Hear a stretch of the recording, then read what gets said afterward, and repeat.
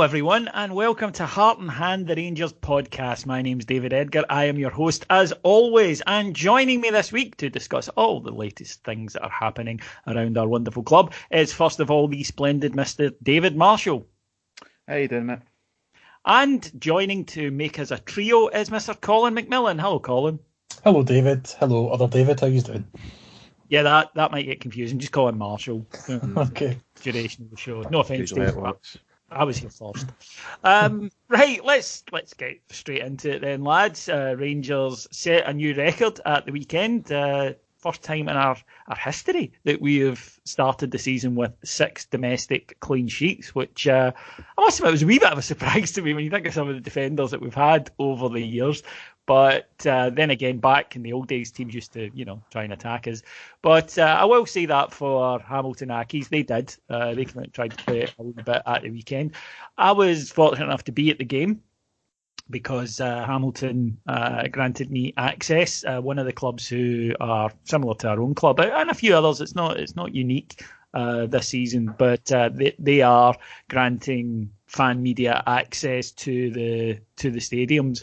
And Dave, as someone who's worked in the industry and who's been around it now for a number of years, it does definitely seem to be changing. And it does seem that once the gates get opened a little bit, and I'd like to thank Hamilton for doing it, because it's a lot easier just to say, oh, no, we could do what someone moans or complains. And we're very upfront about, we are a Rangers supporter. We're fair, but we are Rangers supporters.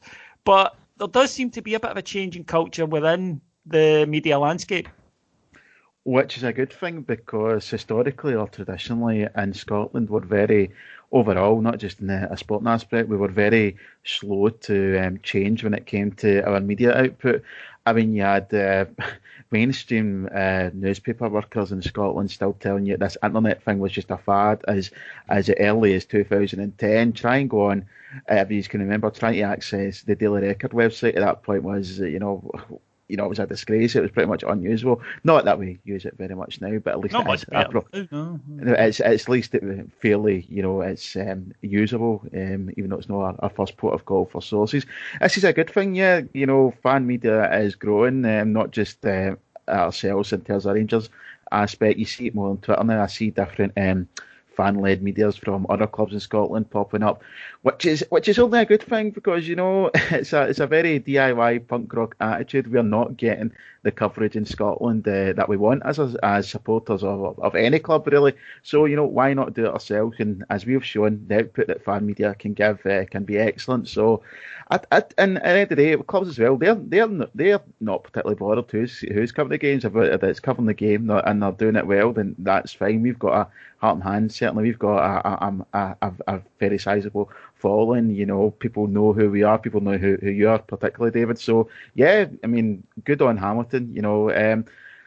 A club that for a small size, they do a lot of things the right way, and this is a tip of hat to them for leading the way in this one. Colin, I certainly don't flatter myself that I'm trained or a professional or anything along those lines, but I would say I don't think any of the questions that I ask or that I've heard other fan media at other clubs ask, because I know that other clubs, Dundee United, Celtic, Hamilton, etc., they let in fan media. I would argue our questions are certainly no sillier than the ones offered by the professional media. I think that's completely fair. It's no surprise that most weeks when Rangers choose a question or two questions to put little snippets of out on social media, more often than not it is the one that you ask. And I say that for your gritted teeth, because your ego's big enough as already, David, but you are more than just holding your own in there. And a lot of kudos to the clubs, first of all, for letting the fan media in. But you and Mark are getting in and doing the right things, behaving properly, and just fitting in and be acting like an actual journalist and doing what's expected of you in that position. So they'd be daft to turn you away. It's, like David says, it's not doing any harm to the club having you there. You're certainly not embarrassing the club or anybody else, and it's all going well, and our listeners are benefiting from it. So it's a great positive movement in Scottish football, and long may it continue. Now to the game, because that's obviously the most important thing as Rangers fans. Another win, another 3 points. Looked as though that the kind of threatened cricket score we were going to run up against somebody was going to happen, because we were 2 up inside 20 minutes, playing some great stuff. And David, is it just, we're Rangers fans and this is what we expect? Maybe a wee bit of disappointment, or maybe a wee bit more than a wee bit of disappointment that we didn't go on and get 4 or 5. And I don't think this is a case of just us as fans moaning, because the manager said pretty much the same thing afterwards. Yeah, I was expecting us first and foremost to win against Hamilton, but because the way they play, and we've talked about it before, they're not really one of these teams that will come and they'll sit in and put 11 men behind the ball for 90 minutes. They will be a wee bit open up and they will try and play a wee bit, which obviously works to our benefit.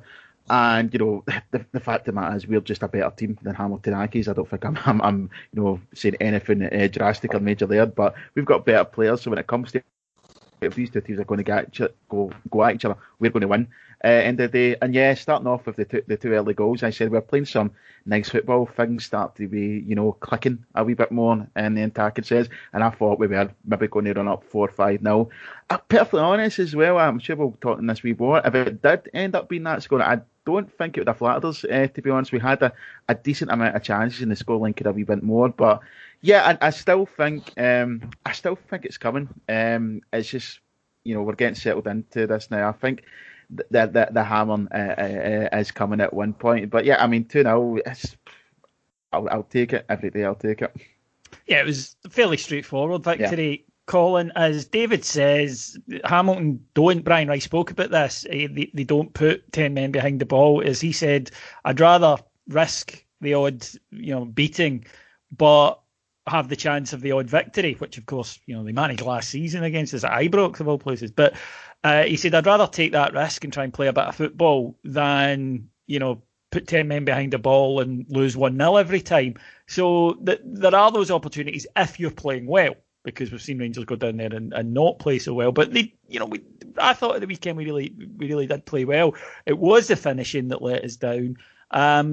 Slight concern moving forward, and I hate to be moany after a victory. I'll take an easy win that's pretty much done after 20 minutes every match we play, in all honesty. But I think there was a platform there to go on and smash in a few. But then again, Kamar Roof is just getting settled in. Yanis Hadji was just back into the side. Maybe rustiness? Yeah, I think that's exactly what it is. I think if Kamar Roof was maybe 3 or 4 games on and he's quest to get match fit, he could possibly have scored a couple at the weekend. The chances were certainly there for them, and there was just a little bit of sharpness that stopped it. The big thing for me is that we made the chances, and it made up such a difference compared to the week before, getting them early, and a lot of the worry went away and a lot of the kind of aggro after the game. If you think about after Kilmarnock, we got the same result the previous week against Kilmarnock, but the juxtaposition between getting 2 early goals and 2 late goals in a game was massive as to how everybody felt about it. Last week people were moaning, this week they're moaning because we didn't go on and do more. I'll take that, and I do think we will score more goals. Kamar Roof is really impressing me. I think once he gets the hang of the Scottish game and realises just how little time he'll get on the ball and does things a little bit quicker, I think he's going to come on really, really good game for us and score a lot of goals. So in terms of up front, I'm not concerned about only scoring 2-0 at the weekend, especially at this stage in the season when everybody is still finding their feet, finding their fitness. There was a couple of chances in the box at the weekend as well where there was a bit of pinball action in the box a couple of times, and on that pitch that ball bounces in crazy ways as well. So I think I'm not stressing about it or panicking just yet. If we're saving the doing or the hammering for Dundee United in 13 days, then that'll do me absolutely fine. Yeah, no complaints for me if that's where it comes down. They'll be reeling, of course, after getting absolutely battered at Kilmarnock at the weekend. So certainly they're defensively maybe not as sharp as certain other sides. But Dave, being at these behind closed door games, I know you do go to behind closed door games with other Premier League sides.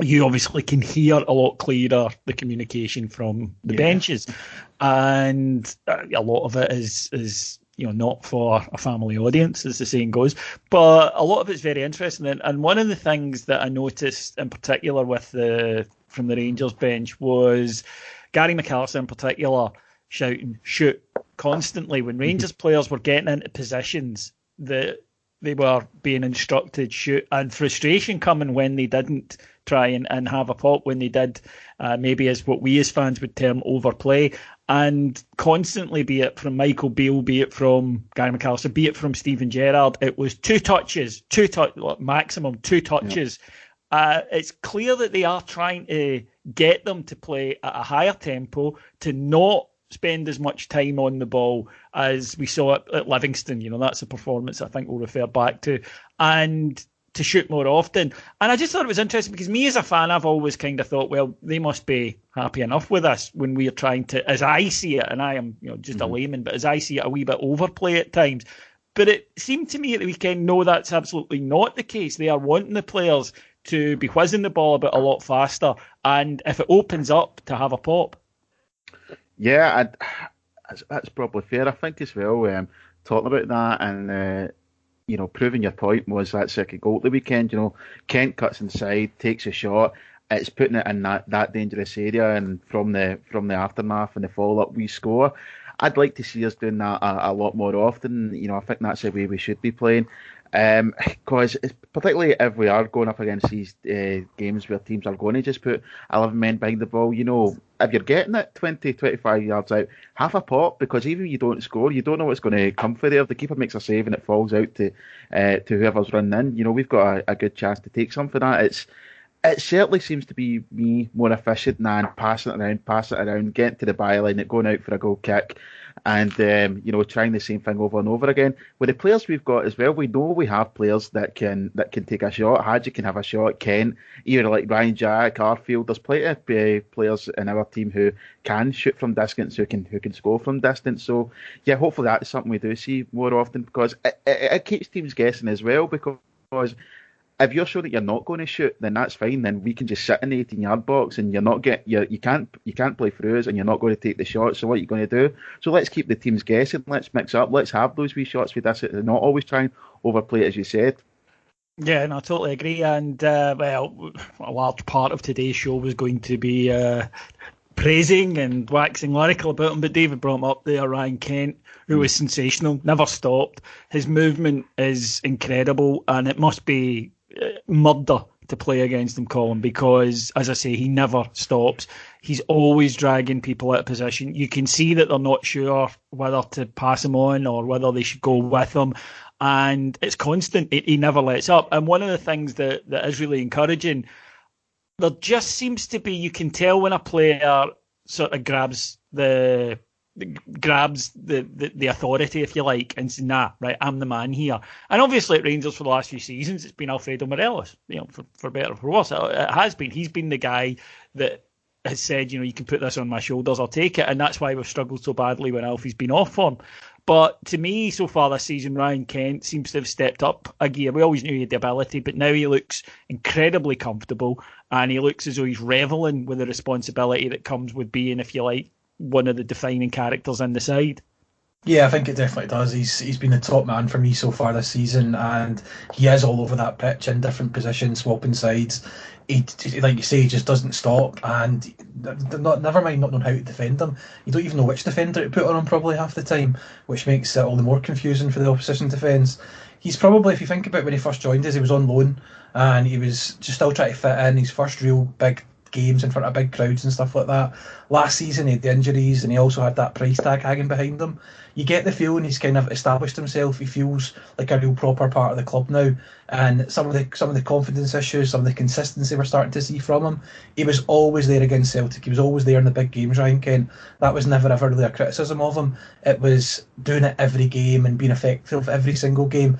And so far, touchwood, 5-6 games in this season, that's what we're seeing from him, and that's what we needed. When you spend that amount of money on a player like that, you expect him to be the difference maker in every game, and that is what he's doing. There's no wonder there's still clubs talking about him when he's been linked to other places, but I hope he stays here for a long, long time, because he's one of the players in the team that when he does get the ball, he gets you up off your feet or up off your sofa, as it is just now, to see what he's going to do next. He's genuinely exciting, and he's dangerous. And you see, used to be just the Celtic defenders that were terrified of him. They're all terrified of him now when he's got the ball. He can't be sold, David. I mean, it is that simple. He can't be sold. 100%. Looking at our squad the way it is now, all things staying the same, if we sell Ryan Kent, the season's humped, in my opinion, in terms of certainly in terms of winning the league. And you can say, well, sell him and bring someone else in. It's simply not that easy. It's taken him really he's been good, and there's been periods of really good form, but it's taken him 2 years to get totally comfortable and settled into this vein. It's unrealistic to expect someone to come in and be at that level. No, exactly, especially at this point now. Like, we're 5-6 games into the league season, and you're expecting somebody to come into that team, gel straight away, and have the same impact that Ryan Kent's had. It won't happen. We need to keep this guy. If we've got any aspirations of going on this season and winning trophies, and more particularly winning the league, he needs to say he is at port now. I'm really glad he has stepped up, because I think we talked about it a lot during the summer. When we were assuming that Alfie's away, and it certainly looks like he will be in one form or another. We needed somebody else to step up, and a lot of us were looking to Hadji and Kent. And so far this season, I think Ryan Kent is relishing this role of being the man in the team. I was reading an article today, actually, when Neil McCann was saying the same thing, that he is now the man in this Rangers team, and I totally agree with that 100%. You see, Colin, we're not daft, and we do understand financial realities of the Scottish game. We are limited by the league we play, and it's just a fact. Huge club, and there's another kind of reasonably big one as well in Glasgow. I'll be fair, but we're always going to be hamstrung by the league we play and by the country we play, and there's nothing we can do about that. And there is this monster of a league down south where there's ridiculous amounts of money, and it's head turning for players all over the world, never mind just for English players. But all that said, he's under a long-term contract, he's settled, he is very happy. He said this himself, and you can tell when a player means it. He doesn't want to go. And for me, here's the key thing: his value is not going to go down, his value is going to go up. So there's no pressure at all on us to sell him. Where he agitating rather for a move and causing trouble, that's a different thing, and I get that, player power, all that kind of stuff. But he's not. So for me, there is no price this season that makes it worthwhile for us to sell, because at the end of the day, business is business, and we need the people who are in charge of that to look after it. But we are a football club, and the whole reason that people have plunked down money to support the club when they can't even get into games at the moment is to try and help us to win titles. And that's why, for me, Kent is just, there's no price that could prize him away this season as far as I'm concerned. No, not at this point. And just while we're speaking about it, let's just say kudos to Rangers for now being in a position where we've got players like Kent that are attracting this sort of interest and these sort of transfer fees, because it's been a long time coming, David. However, this is a guy that just a year ago really dug his heels in and really made sure he got the move to us. He wanted to be here. This was where he wanted to be. There were certainly other options at the table, but he wanted to come back to Rangers after his loan. He's here now, and I think we've been doing the player and ourselves a disservice selling him just now, because we bought him for 7.5 million. They're talking about 12, 13, 14 million just now for him. Another good season with us, another good 2 seasons with us, that money goes up far, far higher than that.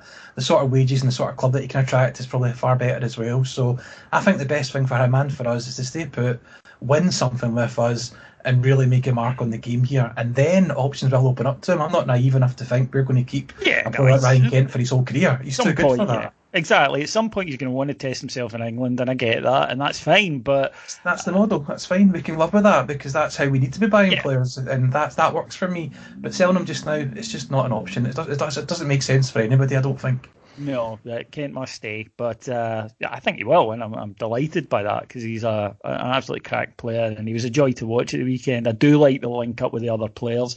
I do like the movement. Speaking of which, David, a figure who maybe continues to divide opinion, I think it's fair to say, is Brandon Barker, who had his second start at the weekend, and to me, he's an anagram of a good player, because everything's there. You can see exactly what, and you get bits of it, but he's just not putting it all together at the moment. Again, though, I can see what the manager likes in him. I can see what people have seen in him throughout his career, because he is quick, he is direct, his movement is also good, and I know that's, people might kind of scoff at that a little, but it's vital for the way that this front four of ours play, that they all can interchange comfortably and knowingly. He's good at that, but at the moment, the final bit, which is the most important bit in football, isn't quite happening for him. And because I think he's had that kind of, let's be honest, poor first season at Rangers, that he doesn't maybe have the buy-in from fans or the belief that other players might have if they'd even made a strong start and then dipped. But the manager clearly sees something in him. Jamie Murphy's gone off to Hibs, Brandon Barker's staying and playing. So is it just something we're going to have to get used to? And is there the potential that he will put all these parts together and become the kind of player that clearly the management team think that he can be? I hope so. Yeah, he is. He's a strange player to get your head around. I remember plenty of times last season talking with you guys and would be joking, saying what competition did Brandon Barker win to get a game with Rangers? But I hate this phrase, but I'm going to use it. There is a player in there somewhere. He has got a lot of the right tools, and clearly, one of the during his time there, one of the most standouts from the Man City academy. He had a good spell at Hibs as well. There's something there about him, but as you say, when it comes to that final part of his game, it's just lacking currently, and that is the most important part. Not just because obviously it is in football, but his role as well. We're expecting him to, deliver that final ball, beat a man, get a shot, we get a goal, and it just seems, I don't know, it seems like he's got everything up to when he has to think about it. He can go a big long busting run from 30, 40 yards out, but then when he gets in and around the box and he has to think, right, what's my next move here? Everything seems to just fall apart. Is it possible that it will all come together for him? Yeah, I think so, and I think we will need to get used to him playing, because I think he's certainly the manager's project player this year. I think Gerrard has took a shine to him, and from what I've been hearing as well, I've seen Andy Halliday said this week that he's one of the best trainers he's ever seen, which we know goes a long way with Gerrard. He'll have a lot of respect for players like that. So I think we're going to see an awful lot of Barker this year. And can it fall into place? Yes. Do I think it's going to?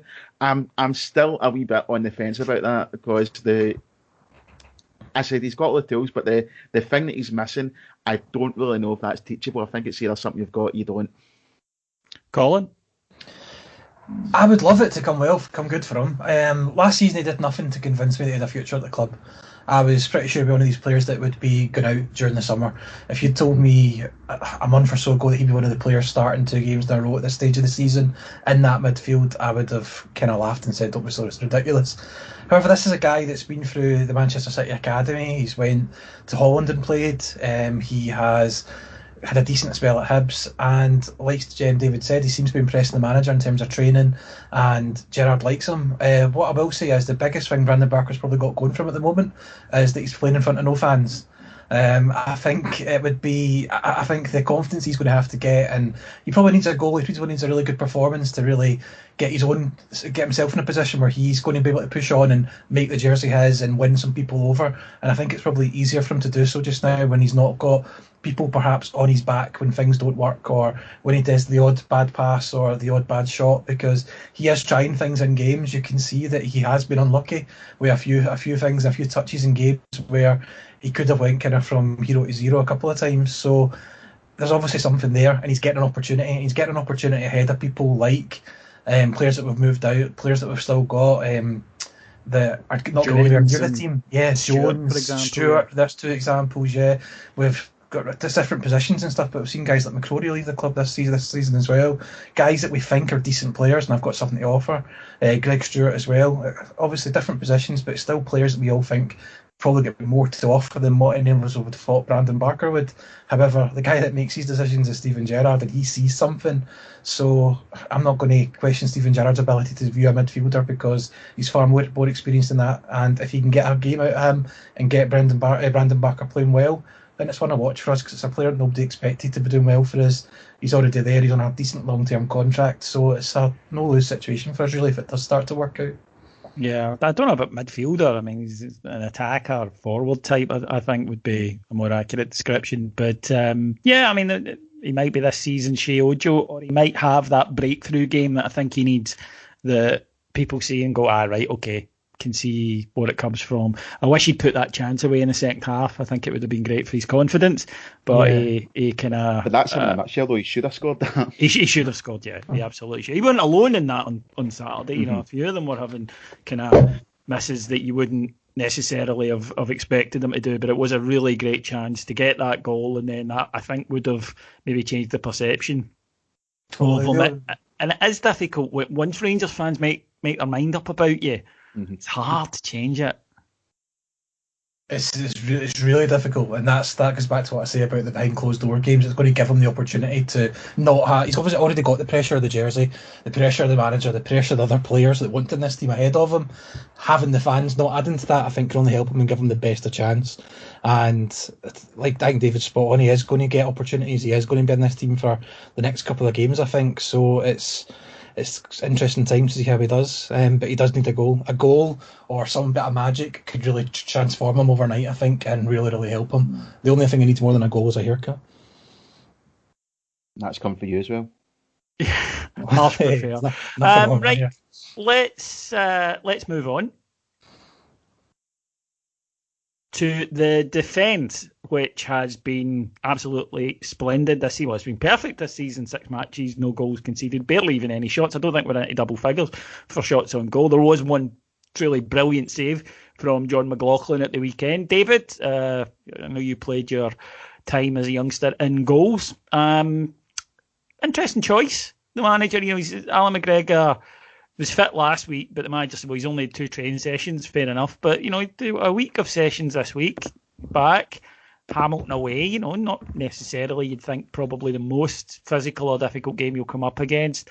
Plastic pitch, admittedly, but the manager went with John McLaughlin. Was it pains afterwards to say Alan McGregor will have opportunity throughout the season, but the two of them were fit and he picked John McLaughlin? Yeah, it's I've been seeing some debate about this online. A lot of people saying that McLaughlin hasn't done anything to lose a jersey, which on one hand I totally agree with. I'd also argue that other than getting injured, neither has Alan McGregor. There's a saying in the NFL, you don't lose your job for injury, which has been proven time and time again in that league to actually be false. But yeah, I'm not really sure if I can just talk about that save as well, because I say as a goalkeeper, I thought it was an incredible save. It's very counterintuitive for a goalkeeper in football to go backwards when you're trying to make a save. Generally, when you're diving, you throw yourself slightly forward, and you don't really ever think about going backwards. That's where you see a lot of guys getting caught off the line because they have to kind of dive backwards and tip the ball away from him. This was a great save because he has to go backwards. He's already made a move out, and to have the footwork and the quickness to get himself just that wee half step back in, absolutely superb save. It's so easy for that to go in. The ball's coming in at its speed, and it's just took a head at the near post. That's a goal 9 times out of 10. It was an absolutely tremendous save. The goalkeeper argument itself, I'm unsure, to be honest. I thought McLaughlin, at first, I was surprised that we did sign him because he is such a good goalkeeper, and for him to become here as a number 2, I was surprised because I thought he would get, wherever he was going, if it wasn't us, he would be getting games. To be honest, he is a number 1 level goalkeeper, as we've seen in the brief times he's been called into action so far this season. I just wonder if I think we might see him more often than we thought. I'm a little bit worried about a couple of injuries that McGregor is picking up because they've not been, major injuries where you can see why he's going to be out for months. I think it's wee niggling injuries, and that combined with time. The older you get, these wee niggling injuries, they can be a career killer. They keep getting at you, keep getting. You don't really know why it's happening or what's really wrong with you, but you're just sore all the time. You're picking up these wee nagging injuries, and I don't know. Maybe time is just catching up with McGregor eventually. Albeit this could look ridiculous 6 months down the line if McGregor comes back at team and he's just the number 1 again. But I wouldn't be surprised if we finish this season and McLaughlin's played more games than McGregor. Well, he's certainly shown the form and deserves to be there. Philip Helander has played the last couple of games after Leon Balogun's injury. The other defence has been unchanged with Tav, Connor Goldson and Borna Barisic, Colin. All of whom, I think, are pretty much nailed on for a place. But I think, Philip Helander was a big investment. And if fit, I think we'll probably get that. You also get the left-right balance. And again, I think he's looking, just quicker and sharper, even than when he first arrived last season. He definitely is. And when you look at that defensive pairing, that's the pairing that the manager spent the money on. If you think about Goldson, you think about him, that's the ones he's actually went out and got the checkbook out and spent a fair bit on. So it does make sense that they are his first choice, but you're starting to see why we paid the money for him now. He hasn't really put a foot wrong. And one of the things that I hadn't noticed he was so good at before was his recovery pace. There was a couple of times in the last couple of games that he's played where he's had no right to get back as quickly as he has done, but he's basically just strolled past the other player and got there, and he's looked great. He's looked dependable. He's looked confident with the ball at his feet. His passing's been decent, and nothing's got by him. We've got decent defenders at the minute. We've got decent defenders that can get in the team, and it's hard to justify taking any of the ones that are playing just now out of it. Leon, when he came in, he played particularly well in his game before his injury as well, so he might be feeling quite hard done to at the moment. But I think that's the partnership at the minute, and I'd be loath to change it, because that, along with McLaughlin and goals, it's working. They're hardly conceding a chance, never mind a goal, as you said. So it's working. Starting the league season with 6 clean sheets is absolutely brilliant. If you actually look at 2020, the calendar year, we've only conceded 8 goals in the whole league, and we're coming into September. It's absolutely crazy how good the defence has been, even finishing off last season as well. So long may it continue with Helander, because he was one person last season coming up for his injury I wasn't completely convinced on. I wasn't sure we'd spent the right sort of money on him. I didn't quite understand the signing because I was a big Katic fan, but he's proven me wrong every time he plays at the moment.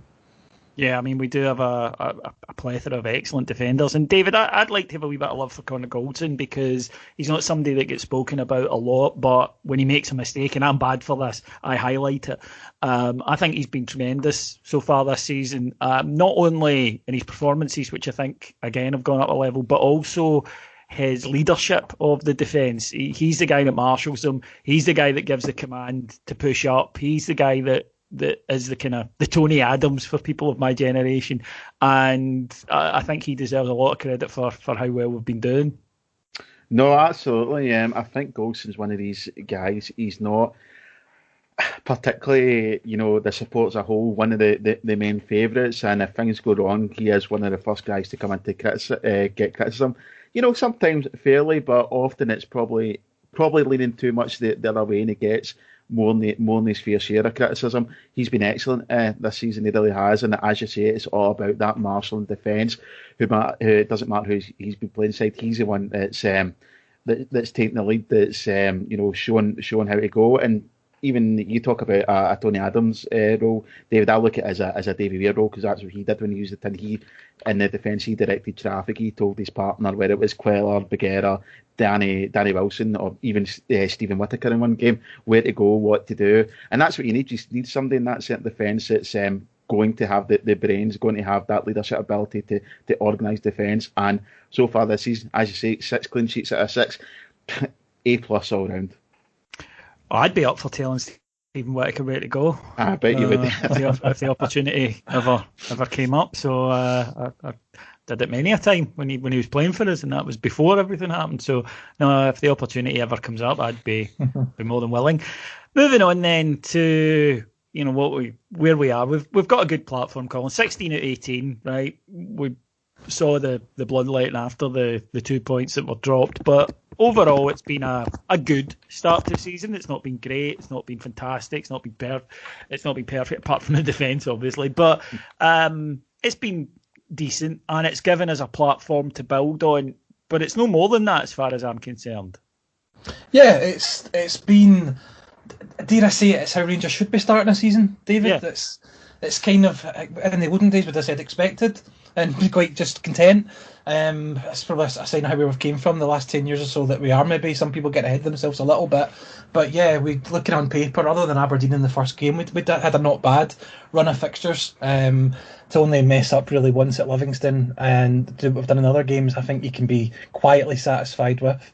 I think the new signings are starting to get the hang of things and starting to come good as well, and we're playing some good football. I think the benefit of the extended pre-season without the constant Thursday European qualifiers so early in the campaign has helped us massively as well, because Gerrard has probably spent more time on the training ground with this squad of players than he has done at all over the previous 2 seasons. And I think you're starting to see that. We're even seeing it in the last 2 weeks as well, having the spare games in midweek and being able to do more stuff. And that's how you're probably seeing a lot of the interchanging that we're seeing from the front three. A lot of the other things that they're starting to shoot from outside the box, all the different things that we've probably not done, or he's not been able to spend time on, or different tactical stuff. And that's the big thing that we want to try and push and do. He's got a great team of coaches working with him, Steven Gerrard, and it's just the way it was. We're playing 55, 60 games a season. you weren't getting enough time on the training ground. So to start to see that starting to show fruition, it's good to see. But we've got 13 days now to sit and worry about the next game or think about it. But I'm glad that we've went into those. There's nothing worse than a bad result before an international break, because you sit and mull over it and you stress about the next game for the next 2 weeks. Now we can sit top of the league, content, but not rest on our laurels, and be ready for the action to start again with Dundee United.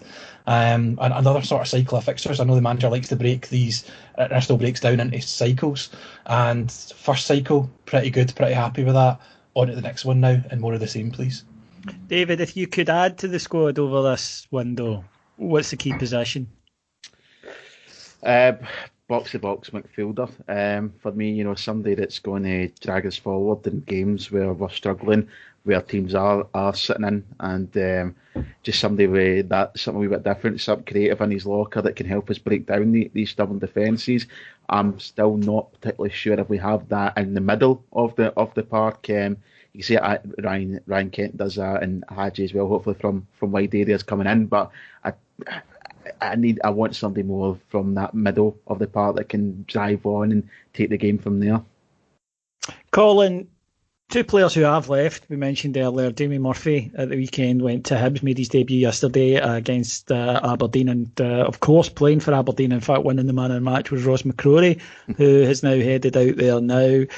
That, I think, caused a wee bit of a murmur of discontent among Rangers fans yesterday with the fact that Ross McCrory was so good in a match that probably some of us watched when we maybe would have, if we'd had any other option, we probably would have. And he was terrific yesterday from what I saw.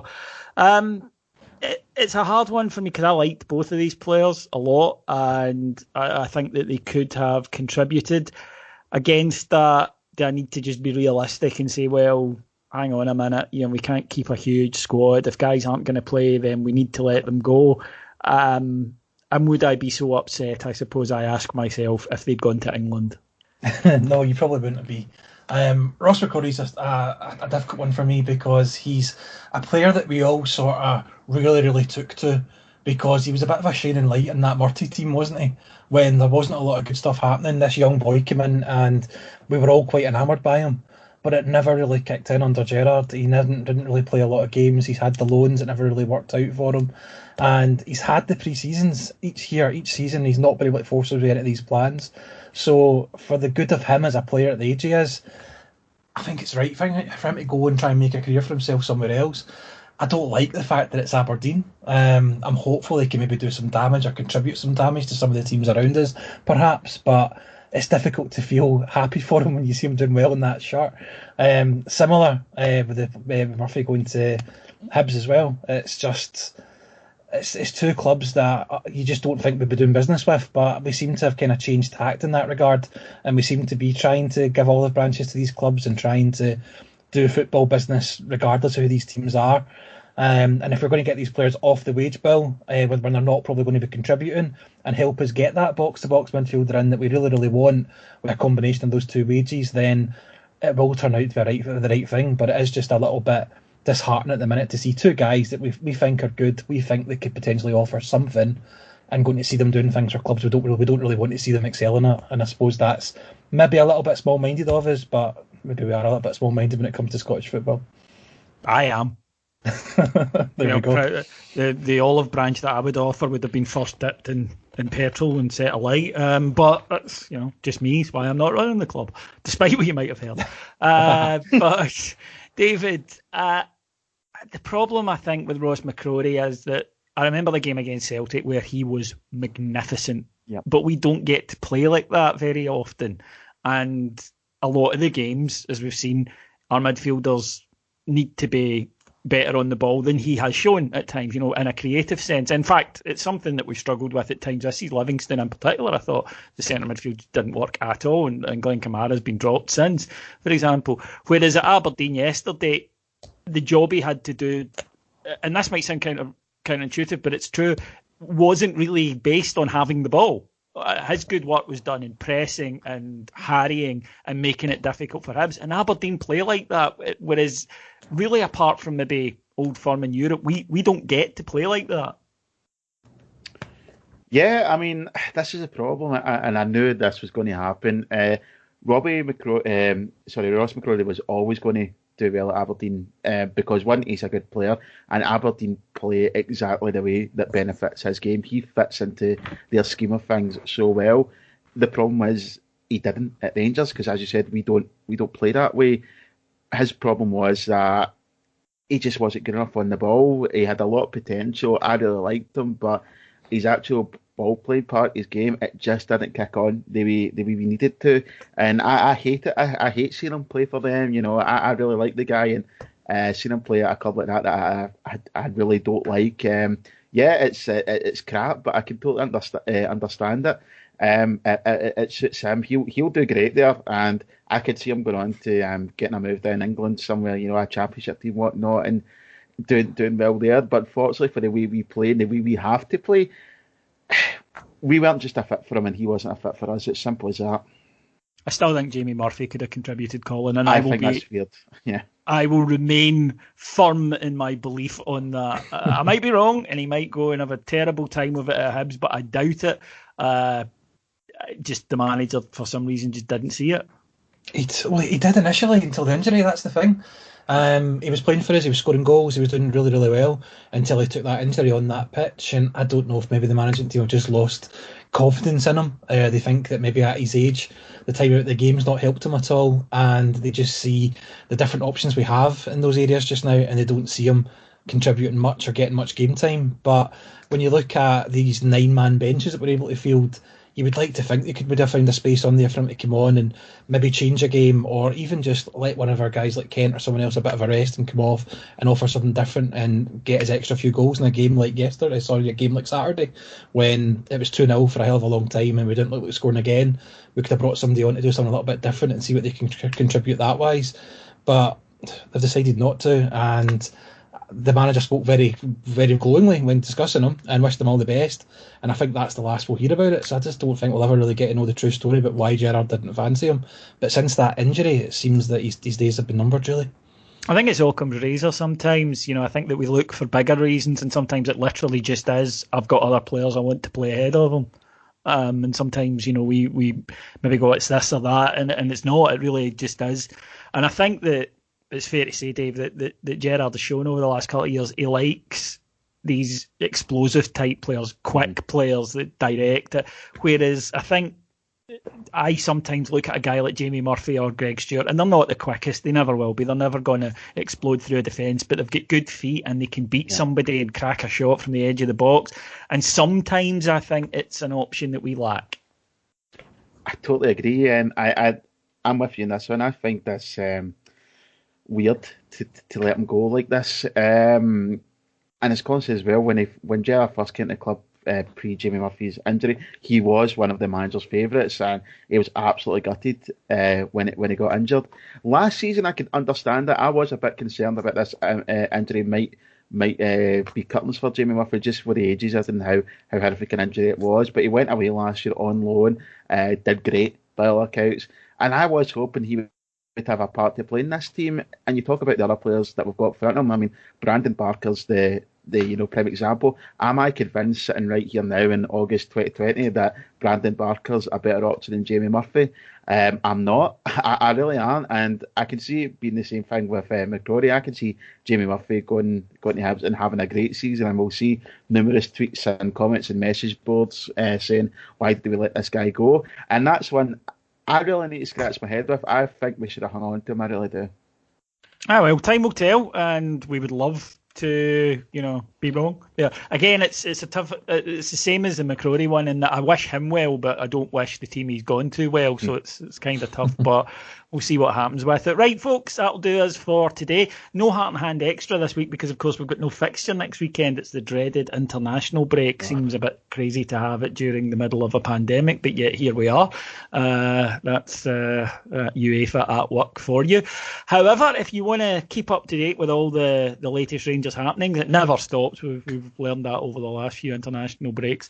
Then go to our Patreon site, patreon.com/Heart and Hand, where from just $1.99 per month, you can get up to 5 shows every single day on all things Rangers, all things football, and a lot more besides. It's very entertaining. I think you'll love it. So please pop over there for that. Right. just time to thank our executive producers in London, Mike Lee and Paul Myers, and to thank my guests, first of all, David Marshall. Pleasure as always, guys. And Colin McMillan. Yeah, pleasure. Thank you. We'll be back soon. Until then, get through the international break and we can start looking ahead to the Gers. Until then, take care. Bye-bye.